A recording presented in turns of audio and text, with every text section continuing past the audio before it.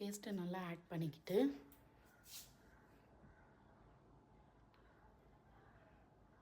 நல்லா ஆட் பண்ணிக்கிட்டு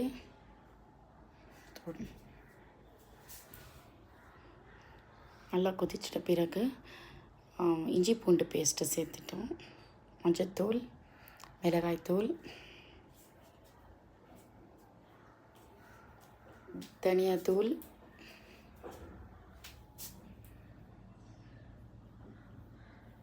கரம் மசாலா சேர்த்துக்கலாம்,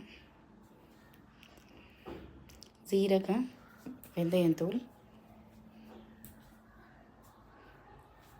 உப்பு சேர்த்துட்டு நல்லா கலந்துட்டு நல்லா கிரேவி கொஞ்சம் நல்லா வெந்ததுக்கப்புறம்